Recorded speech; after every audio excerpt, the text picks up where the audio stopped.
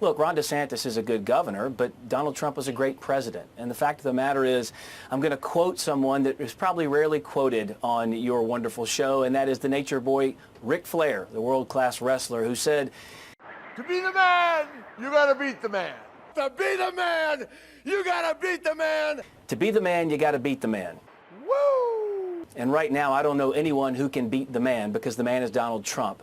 Woo! It would be so nice if we had a complicit, compliant media the way the Democrats do, and we don't. But that's the game, and we understand that. That's why the president takes everything directly to the American people. But the fact is, Donald Trump still is the leader of this party. He is by far and away the man. The entire press corps, with no proof and no evidence, the entire Democrat Party called him a liar, called him corrupt, accused him of treason, a crime punishable by death, for 2 years with zero proof and zero evidence. And then once it was proven to be they didn't commit that crime, go, oh, well, it's fine. I can work just fine with those people. I understand that. They're trying to manipulate the system, hurt this president, and the media, sadly, is complicit and compliant with everything these Democrats are trying to do. It's hurtful, not to this president. It's hurtful to the American people. We have been tougher on Russia than any administration in history. We have expelled so many of their diplomats. We've shut down their facilities in this country. QAnon, as you know, started with a conspiracy theory that Democrats and Hollywood stars are running a child sex ring out of a pizzeria here in Washington. Does the president believe that QAnon conspiracy theory?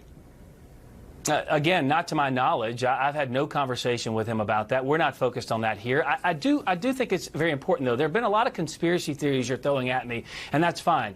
You're aware of the fact that the Obama DOJ found that the hands up, don't shoot conspiracy theory was a complete and total lie on multiple fronts. The investigation proved it, so did forensics. The fact that CNN and others published countless stories about Russia coordinating with this president to win an election was proved to be debunked. I'm waiting for everyone to return all the awards they received for that. I would read the Senate Intel Committee report. I would read it just on that point. That's not a conspiracy theory. The Senate Intelligence Committee conducted a bipartisan and thorough investigation into Russian efforts to influence the 2016 election. We found absolutely no evidence whatsoever that Donald Trump or his campaign colluded with Russia to meddle in our elections. I would read the Senate Intel Committee report. The FBI made some very troubling mistakes, especially by relying on a Steele dossier against the advice of the CIA and without verifying this foreign document or the sources that were used to create it.